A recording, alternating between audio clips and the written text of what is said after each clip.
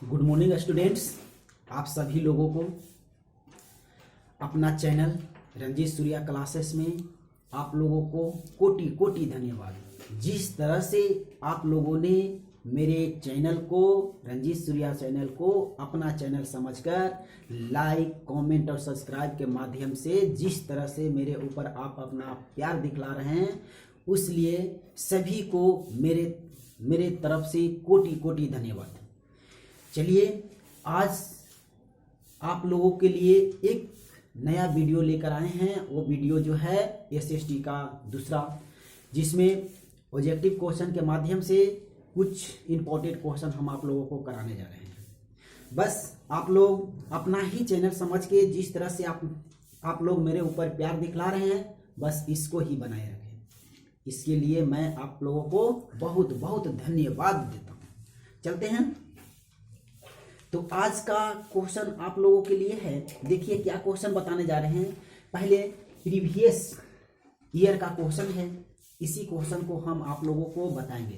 देख लीजिएगा, इस क्वेश्चन में प्रीवियस जितना भी पूछा है, ये प्रीवियस क्वेश्चन हम हमेशा प्रीवियस टाइप का जो आज से 10 साल के पीछे तक के भी क्वेश्चन को बारी बारी से सिलेक्टेड कर करके हम लिखते हैं, और उस पर कैसे क्वेश्चन पूछता है, किस माध्यम से कौन सा क्वेश्चन पूछेगा, उसके बारे में हम बताएंगे।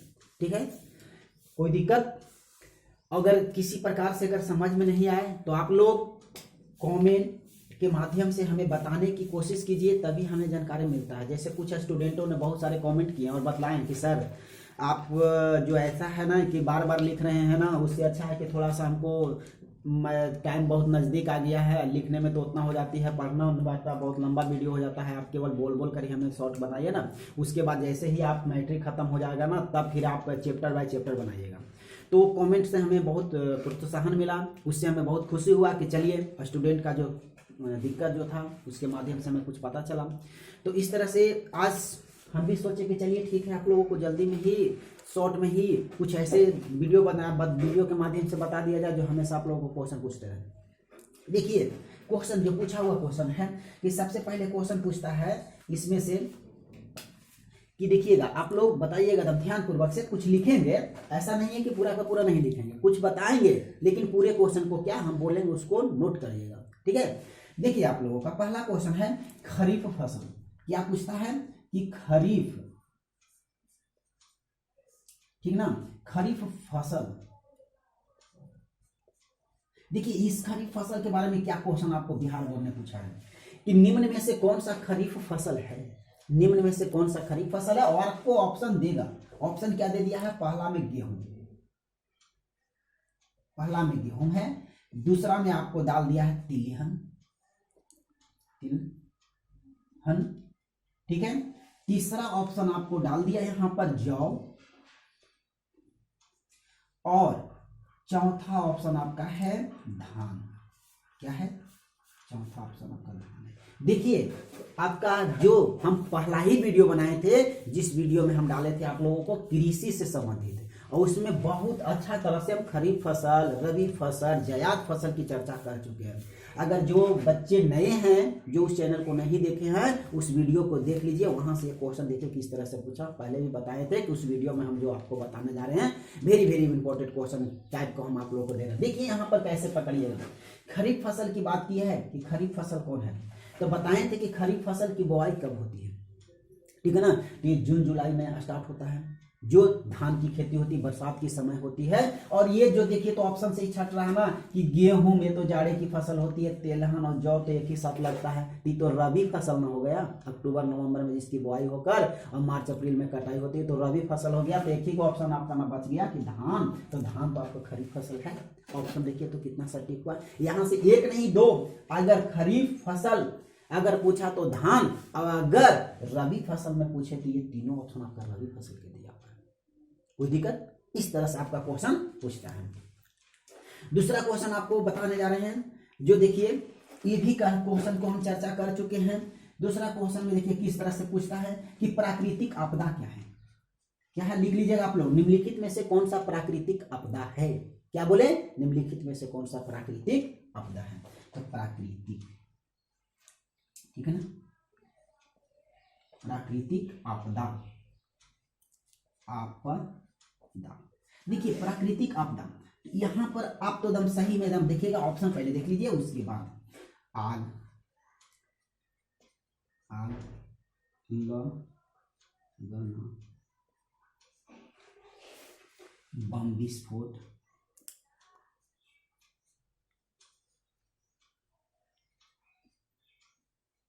बम विस्फोट, तीसरा लिखिएगा भूकंप, भूकंप, चौथा लिखिएगा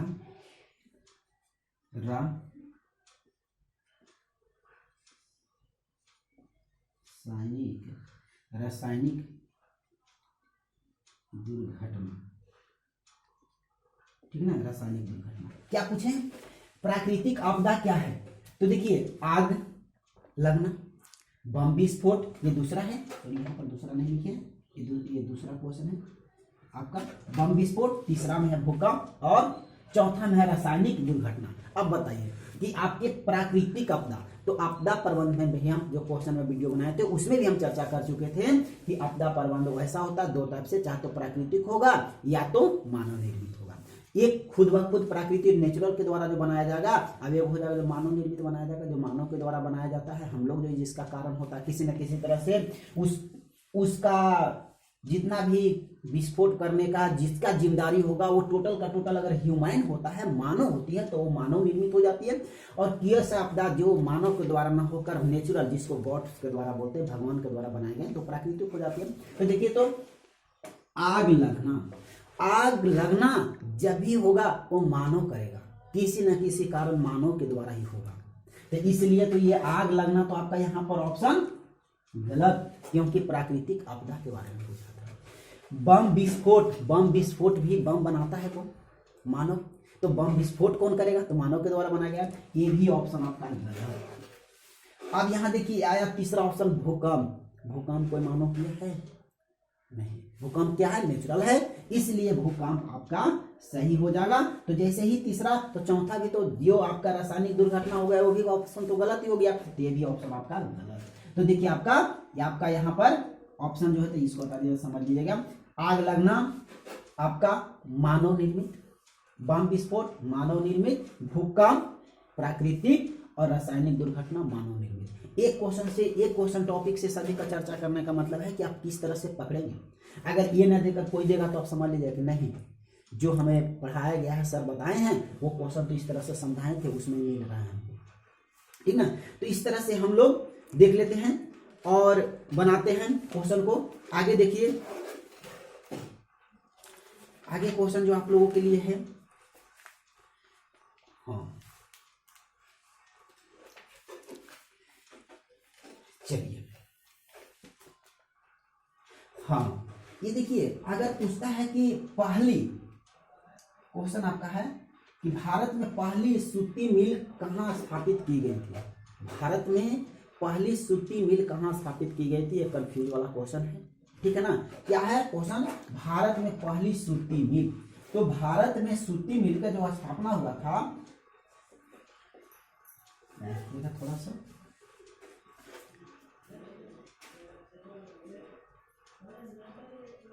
भारत में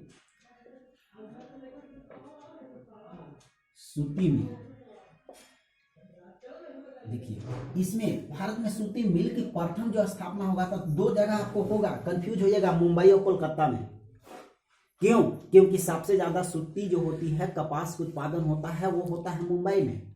तो लेकिन लोग कहता है तो सर मुंबई देना होगा, लेकिन नहीं, बुक में दिया हुआ है आपको सबसे पहले जो स्थापना हुआ कोलकाता में किया था।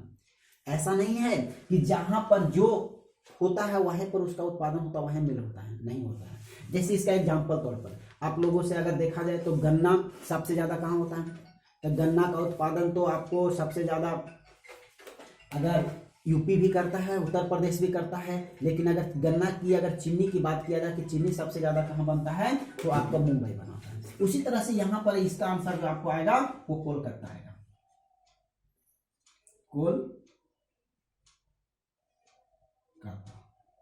कोलकाता जो है, यहीं पर प्रथम बार भारत में सूती मिल की स्थापना की गई थी।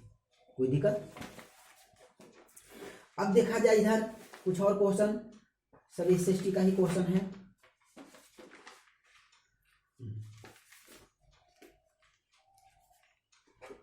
देखिए बहुत अच्छा क्वेश्चन अभी बताने जा रहे हैं, इंपॉर्टेंट टाइप का क्वेश्चन। लिख लीजिए, भारतीय राष्ट्रीय कांग्रेस की स्थापना कब हुई थी? क्या पूछा? भारतीय राष्ट्रीय कांग्रेस की स्थापना कब हुआ था? कब हुई थी इसमें लिए भारतीय कांग्रेस की? भारतीय राष्ट्रीय कौन है? कांग्रेस।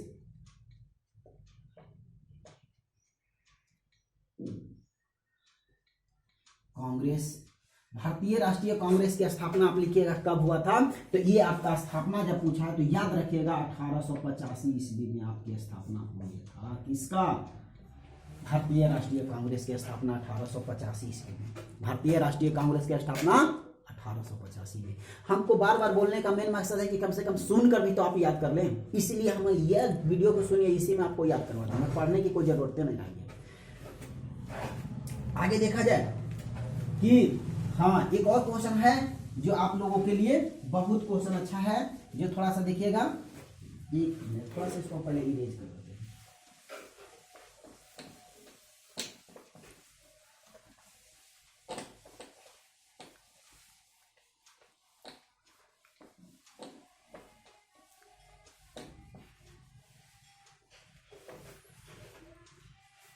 देखिए क्वेश्चन है आपका मुद्रण,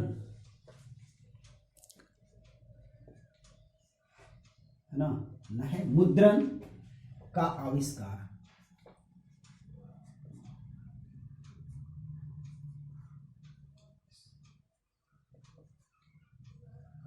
मुद्रण का आविष्कार कहाँ हुआ था?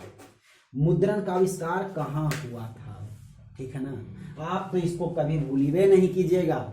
ये इतना घातक हम लोगों को चीजें दे दिया है ना कि भूलने की बातें नहीं है। क्या है कि मुद्रण का आविष्कार सबसे प्रथम बार कहाँ हुआ था? जो पैसे की आविष्कार जो सबसे पहले किया था, तो सबसे पहले पैसे की जो मुद्रण की नोट की जो किया था आविष्कार, वो चीन किया था। अब बताइए तो इस चीन का नाम कोई भूलेगा? इस चीन का नाम कोई नहीं भूल सकता है, ठीक है ना। कोई भी व्यक्ति इस चीन का नाम नहीं भूल सकता है। क्यों? क्योंकि चीन ने हमारे साथ ऐसा ही काम किया है अभी फिलहाल, जिसके चलते 2 साल से हम लोगों की पढ़ाई बर्बाद हुआ है, इसी का देन, ठीक है ना। इसलिए हम बोल रहे हैं कि इसको तो नाम नहीं कोई भूलेगा। 2 अक्षर का नाम है चीन, ठीक है ना। लेकिन कमाल तो इतना कर दिया है कि मत बोलाइए, सबको रुला दिया, घर को उजाड़ दिया। समझ ही रहे होंगे क्या कहने का मतलब है कि यही ने कोरोना को दिया है। अब कोरोना के चलते ओमिक्रोन टोमिक्रोन जितना भी आ रहा है क्रोम, सब इसी का भाई और जो आ रहे हैं बस इसी का देन है। लेकिन यह बहुत ही विकसित देश है, यह बहुत चीज का आविष्कार करता है। तो जैसे मुद्रण का आविष्कार किया रहा था, वैसे कोरोना का आविष्कार किया है, ठीक है। तो मुद्रण का आविष्कार कहाँ से होता है? तो हम लोगों को क्वेश्चन देना है चीन से। आपको ऑप्शन देगा भारत, जापान, चीन, अमेरिका, तो आप लोगों को मानना होगा चीन से, ठीक है। देखिए एक और है जो आप लोगों को हमेशा कंफ्यूज क्वेश्चन करने वाले हैं, बताने जा रहे हैं। भारत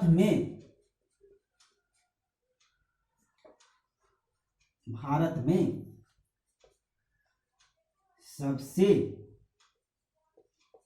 लंबा बांध, ठीक है ना। भारत में सबसे लंबा बांध की अगर बात किया, देखिए यहां पर ऑप्शन लिख लीजिए, सुन लीजिए थोड़ा सा। रिहंद बांध, हीराकुंड बांध, भाखड़ा नंगल बांध या नरोरा बांध। देखिए यहां पर 2 ही ऑप्शन में, तो इसको हम बताएंगे। जब सबसे पहले यहां ध्यान दीजिएगा, लंबा अगर कहेगा, लंबा कहेगा तो आपको हीराकुंड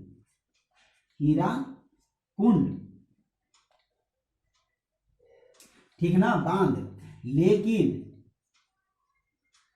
हीराकुंड और इसी क्वेश्चन में अगर ऊंचा लगा दे कि भारत में सबसे ऊंचा बांध कौन होगा, ठीक ना, भारत में सबसे ऊंचा बांध की अगर बात किया जाए, तो ऊंचा बांध की अगर बात किया जाए तो आपका आ जाएगा भाखड़ा नंगल बांध। भाखड़ा नांगल बांध, ठीक है ना। अगर भारत में सबसे ऊंचा बांध की बात करें तो भाखड़ा नांगल बांध, लेकिन सबसे लंबा कहेगा तो हीराकुंड बांध। यही कंफ्यूज करता है क्योंकि दोनों में क्वेश्चन आता था, कोई लड़का भाखड़ा नांगल मार के आता है, कोई हीराकुंड मार के आता है, लेकिन लंबा तो हीरा, ऊंचा तो भाखड़ा, ठीक है ना। इस तरह से क्वेश्चन है। देखिए और अगला क्वेश्चन जो हम लोग आप लोगों को देने जा रहे हैं, बहुत इंपॉर्टेंट क्वेश्चन है कि किस खनिज को उद्योग की जननी कहा जाता है। किसको, किस खनिज को उद्योगों की जननी कहा गया है। तो मेरे दोस्त देखिए यहां पर उद्योगों की जननी कहा है, उद्योगों की जननी। यहां पर देखिएगा उद्योगों की जननी, जननी का मतलब जानते हो, जो जन्म देने वाली होती है माता, किसको कहा जाता है, जो जन्म दिया है। तो हमारा खनिज वह कौन सा, जो उद्योग, उद्योग का मतलब तो समझ रहे हो कि कल कारखाना जो होता है उसमें, तो उद्योग में किसको जननी कहा गया है। तो जननी का जो काम किया है, उद्योग में जो जननी कहलाया है, ऑप्शन सुन लीजिए, आप लोग भी थोड़ा टिक लगाइए, कमेंट के माध्यम से बताइएगा। सोना, तांबा, लोहा या मैग्नीज। तो इसमें क्या बताएं, सोना, तांबा, लोहा या मैग्नीज, ठीक है। तो हम चारों ऑप्शन को नहीं लिख रहे हैं क्योंकि जल्दी जल्दी हमको वीडियो को बताना है, इसलिए बोल दे रहे हैं। बोलने में तो वक्त कम लगता है, बताना और लिखने में ज्यादा लगेगा, आप लोगों को भी राइट करने में लगेगा। तो सुनिएगा, तो इसके लिए आपको आ गया यहाँ पर कि लोहा, लोहा जो है यही इसका जननी है। लोहा जो है वो उद्योगों का जननी है, उद्योगों का जननी लोहा, ठीक ना। उद्योग की जननी के रूप में जो आया है वो लोहा है।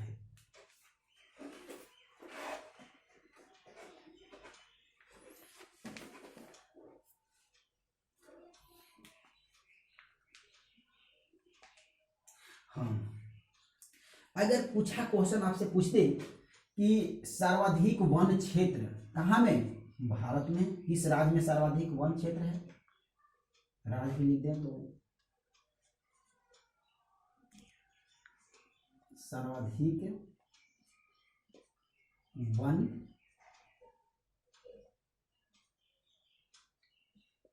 क्षेत्र की बात कहा है। तो सर्वाधिक वन क्षेत्र किस राज्य में है, तो आपका आ जाएगा ऑप्शन सुनिए, मध्य प्रदेश, उत्तर प्रदेश, कर्नाटक या केरल। तो सबसे ज्यादा आपका जो वन का क्षेत्र है वो मध्य प्रदेश में है, मध्य प्रदेश, जिसको आप लोग शॉर्ट में क्या कह देते हैं, एमपी, एमपी, ठीक है ना, मध्य प्रदेश में है। चलिए आगे क्वेश्चन देखा जाए है। आगे क्वेश्चन आपके पास है, देखिएगा, सूखे के लिए उत्तरदायी कारक क्या है, सूखना, सुखाड़ के लिए उत्तरदायी कारण क्या होता है, ये देखिए पूछा है। ये सब क्वेश्चन में दम नहीं है, लेकिन आपको समझना बहुत ही जरूरी है। कहिएगा कि सर ये भी नहीं जानते हैं, लेकिन पूछे, देखिए सूखे, खाली कंसेप्ट बेस्ड है, सूखे के लिए उत्तरदायी कारक,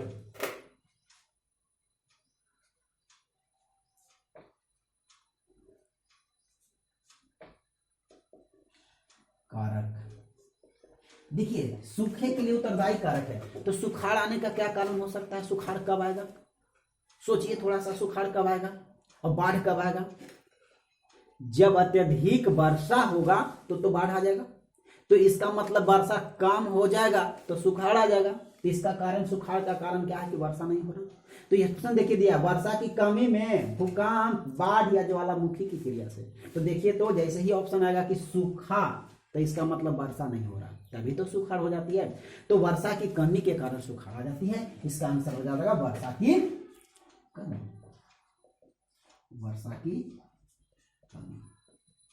वर्षा की कमी के कारण ही क्या हो जाती है, सुखाड़ आ जाती है। और अगर बाढ़ की क्या कारण है, तो अत्यधिक वर्षा होना, अत्यधिक वर्षा होने के कारण ही बाढ़ हो जाती है, ठीक है ना। तो सुखाड़ और इसमें तो कोई दिक्कत नहीं है।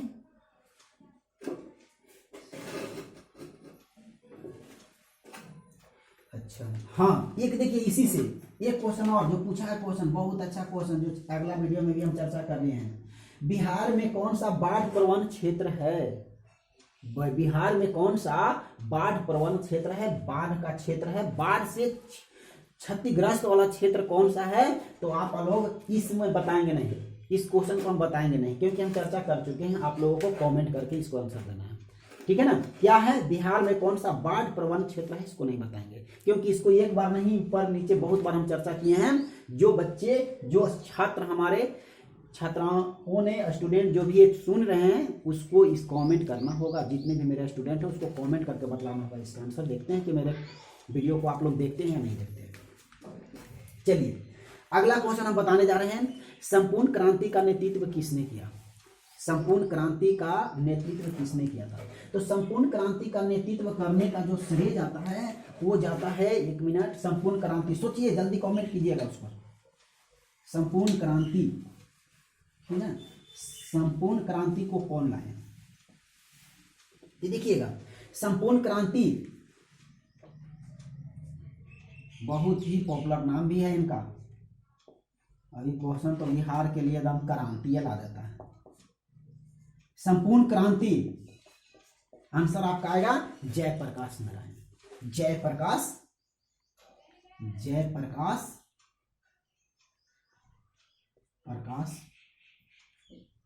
नारायण, जयप्रकाश नारायण ने क्या लाए थे? संपूर्ण क्रांति का नेतृत्व किए थे जयप्रकाश नारायण ने। चलिए एक और क्वेश्चन है, बहुत पॉपुलर क्वेश्चन है, बांग्लादेश कब स्वतंत्र हुआ? क्या हुआ? बांग्लादेश कब स्वतंत्र हुआ?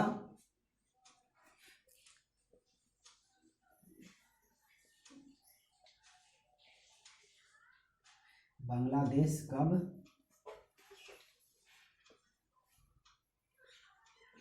स्वतंत्र हुआ? तो ये स्वतंत्र हुआ था आपको 1971 ईस्वी में। 1971 ईस्वी में स्वतंत्र हुआ था। देखिए बांग्लादेश, पाकिस्तान, ये सब जो जुड़ा हुआ था ना, हमारा ही देश भारत से ही जुड़ा हुआ था। इसी का कुछ पार्ट और भी पार्ट हट कर अलग अलग देश कर लिया था, जो कि इसके बारे में जब हम हिस्ट्री बताएंगे ना, आप लोगों को बहुत बताएंगे, लेकिन अभी हिस्ट्री की चर्चा करने का समय नहीं है। लेकिन आप लोग देखेंगे कि जो भी स्टूडेंट हैं इसमें जो क्वेश्चन बना रहे हैं, अपने से सुनने से पहले, मेरे आंसर से पहले जवाब कितना देते हैं थोड़ा बना के बताइए कि सर हम इतना में इतना बनाए हैं। तो हम देखेंगे कि आप लोगों को क्या प्रोग्रेस हो रहा है, कितना तक आप लोग नंबर लाएंगे, पढ़ रहे हैं कि नहीं पढ़ रहे हैं, उसके माध्यम से हमें जानकारी मिल जाएगा। इसलिए अभी हम जो भी क्वेश्चन आप लोगों को जो बताने जाएंगे मात्र 17 तारीख तक, तो ऐसे ही क्वेश्चन बताएंगे। उसके बाद 17 जैसे ही एग्जाम खत्म हो जाएगा, आप लोगों के एग्जाम खत्म होने के बाद नया सेक्शन वाले के लिए हर एक चैप्टर का अलग अलग से वीडियो बाय वीडियो हम प्रोवाइड करेंगे। मैथ है तो सभी को लगे, जैसे मैथ का भी जो क्वेश्चन दे रहे हैं ना, तो बीच में ऐसे ही बता दे रहे हैं, जहां तहां से बता रहे हैं। क्यों? क्योंकि क्वेश्चन को हमको पकड़ना है, स्टूडेंट को ओवरव्यू बताना है कि ये सब चैप्टर से आता है, आप इस पर फोकस कर लें, एक बार पढ़ लें जो आपके पास किताब है उसके किताब के अनुसार।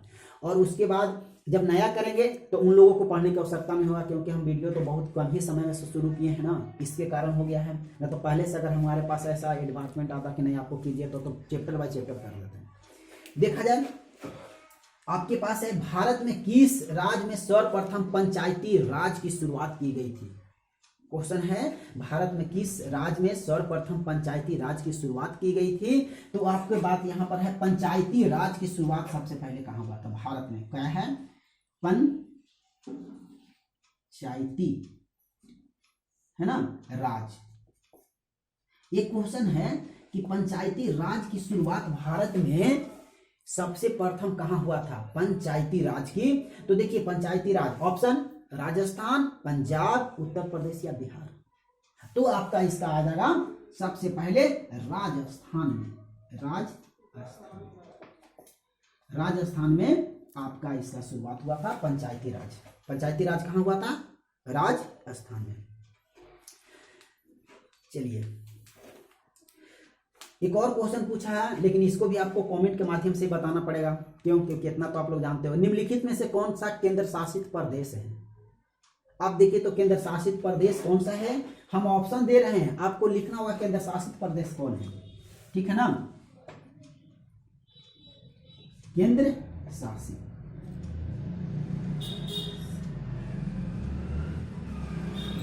प्रदेश,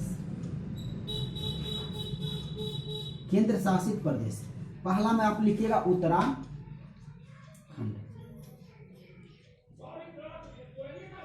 उत्तराखंड। दूसरा में लिखिएगा छत्तीसगढ़,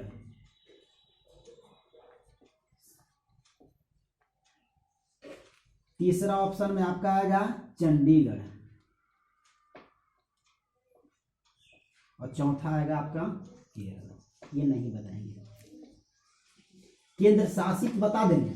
केंद्र शासित प्रदेश वैसा प्रदेश जिस पर गवर्नर का अधिकार होता है, प्रशासन का होता है। अब केंद्र शासित प्रदेश जो हमारे बताया गया, भारत में कुछ केंद्र शासित है, कुछ राज्य वाले हैं, तो केंद्र शासित में से इसमें कौन सा है जो केंद्र शासित प्रदेश है, ये बता देना है। आगे है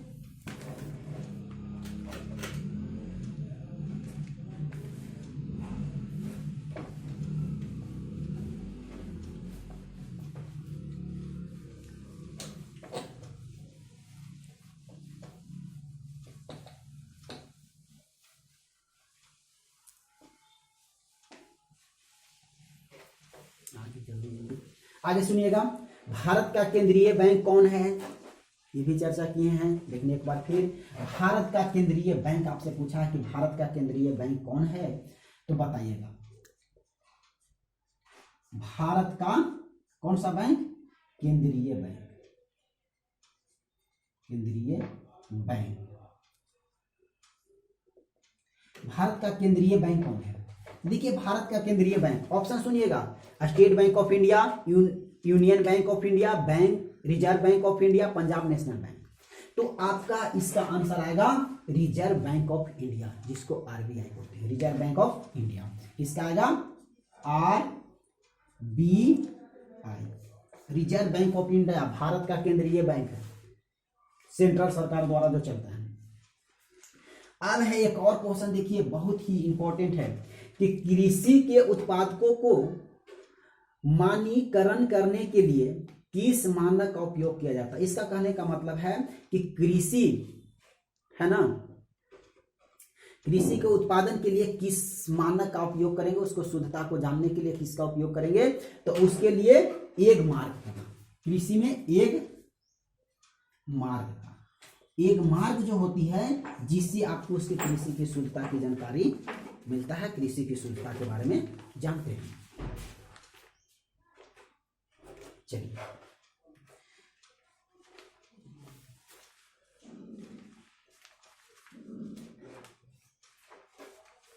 आगे है, तीसरा क्वेश्चन है, बिहार में कितने जिले हैं, आप ये बताइए। ये भी बिहार में कितने जिले हैं, जिले हैं। बिहार से क्वेश्चन पूछ रहे हैं तो बिहार वाला तो डालेगा ही ना, बिहार में कितने जिले हैं।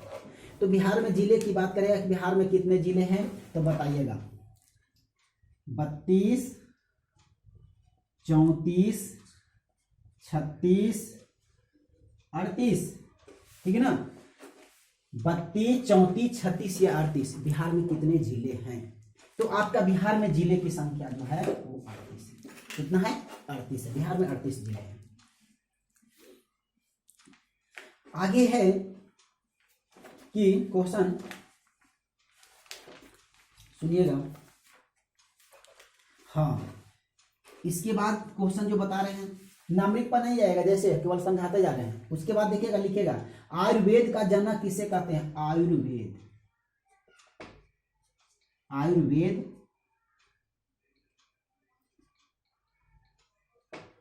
का जनक,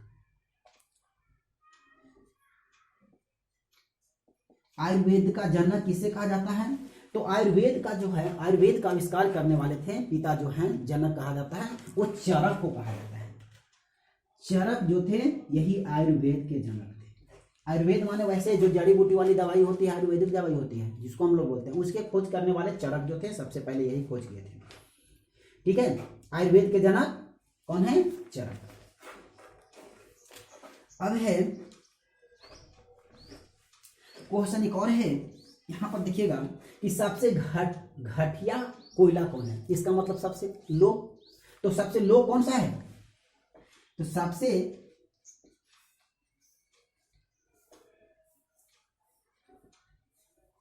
घटिया कोयला। सबसे घटिया कोयला की अगर बात किया जाए तो सबसे घट पक्का वो कोयला आपका पीट है। पीट वाला जो कोयला है सबसे निम्न कोटि की कोयला को पीट कोयला कहते हैं, इसलिए उसको घटिया कहा। तब निम्न कह दे या जिसमें कार्बन की कम मात्रा हो तो वो आपका पीट होगा।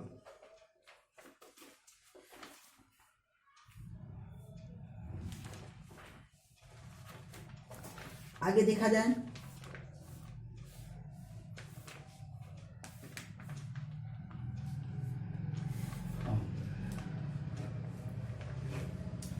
क्वेश्चन है इधर आपका कि यहां देखिएगा क्वेश्चन है कि भारत की प्रमुख खाद्यान्न फसल कौन सा है। खाद्यान्न माने खाने वाला भोजन।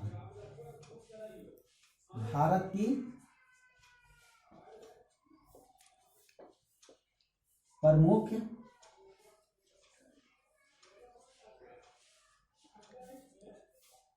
खाद्यान्न फसल, तो इसका आंसर होगा जैसे दिया है गेहूं है, मकई है, जौ है या धान है, तो सबसे ज्यादा आपको जो खाद्यान्न की बात करेगा तो वो धान होती है। इसी फसल का खाद्यान्न माने उपयोग किया जाता है। धान की फसल सबसे ज्यादा होती है, धान है। हाँ, एक और क्वेश्चन देखिए यहां पर आप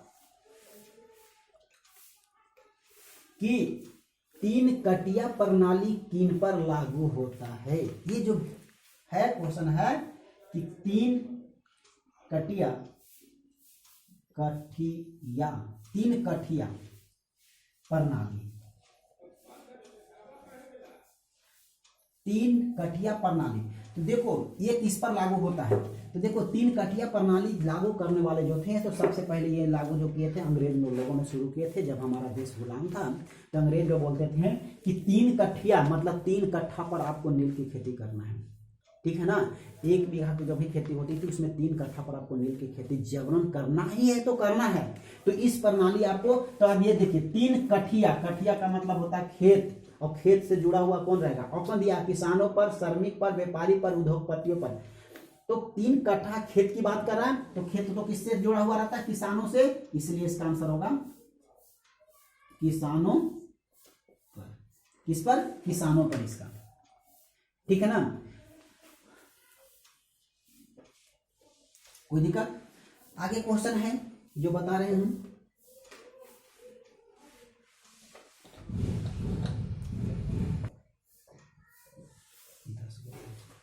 देखिए आगे है कि जलियांवाला बाग